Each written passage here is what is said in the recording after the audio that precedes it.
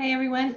Got to excuse the workout where anxiety levels were a bit high today, and so exercise is a key component for my resources or one of my tools that I use to make sure I'm the most resourced possible, so I can show up and be there for my clients. So that is one tip I want to give today. What I was noticing is that all the emails in my inbox are saying the same things, but they're not really giving us tips on, as a business owner, what we can do today to make sure that we have a business in a few weeks. So I just wanted to share a few tips today that we can implement right away. So there's just three of them. So tip one, you got to know your numbers. You got to know where your bare minimum is. And if you don't know what that is, it's not really complicated. Grab a pen and paper, look at your expenses and jot them down. And we're looking at what bare minimum things do you need to pay for to get you through the next 2 weeks to 4 weeks. Then we can add on all those extra things. So going out and buying a new computer, unless you absolutely cannot do something with your computer, that's going to wait.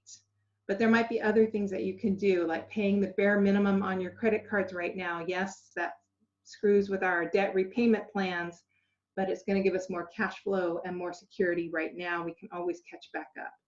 You can maybe call your landlords and ask about, paying partial rent now and paying the rest of it in a couple months or over a 3-month period.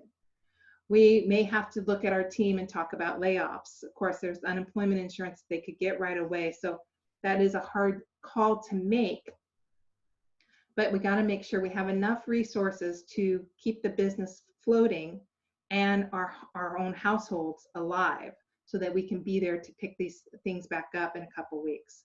So knowing what your bare minimum is, it might not be a pleasant thing to do, but that's your first step. The second step is to ask for what you need. And that might be something like showing some vulnerability in our business, but you got to ask for what you need, whether that's going out on social media and encouraging your supporters to buy gift certificates, or encouraging them to do delivery service, or picking up food at a restaurant.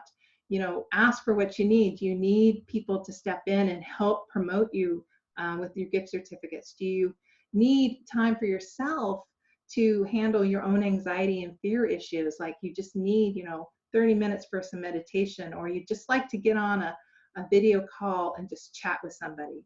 You got to ask for what you need. Make sure you're being well resourced, and that the business can keep going as best as it can. And then the last one, the third one, is community and compassion.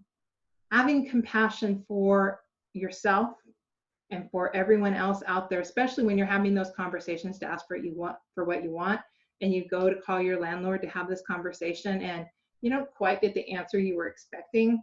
Remember, they're also going through anxiety and fear. So have compassion in those conversations. Have compassion for anyone you might come across. This is going to trigger a lot of people in a lot of different ways, and we just have to know that as a community, we are all in this together. And if we can see the opportunities and the possibilities, we are going to all come out of this much better. Now, some of us are going to be affected by this a lot worse than others, but that's why we're here for the community. So reach out, connect with your neighbors, your family, your friends, find different ways of supporting them, texting, phone calls, video calls, whatever you can do. Just don't be the lone wolf. Just reach out and see what you can do for your community. So know your numbers, know what your bare minimum is, and decide what plans you can do to conserve cash flow right now. Second, ask for what you need. If you need extra support and that revenue, or getting some of your business out there, ask for that. And third, compassion and community are going to be the key things, because as a community, we will get through this. And as a community, we will rebuild our businesses. And so right now it's 2 weeks, maybe it's going to be 4 weeks.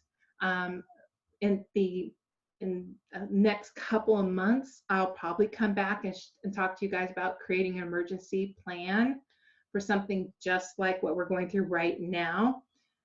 My suggestion is that you capture some of this emotional anxiety pieces that are coming up, because they're going to be really crucial of creating that emergency plan in a few months. We're not going to in 3 months, we're not going to remember what it was like to emotionally decide how to lay off our team. We're not going to remember emotionally what it was like to have cash flow dry up.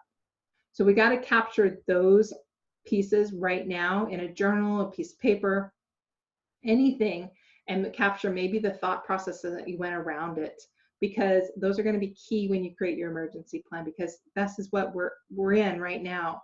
And majority of the businesses I've ever worked with have never created an emergency plan, and it's not like we can do it right now. We're going to do it on the go as we're surviving. And so we'll come back and we'll do that later. But right now, know what your bare minimum is. Make sure to ask for what you need, and have extra compassion right now, and check in with your community. That's all I wanted to share. I'll be sharing other tips as they come up. If you have any questions, let me know. Until next time, be well, be as happy as you can be, and be healthy. I'll see you then. Bye.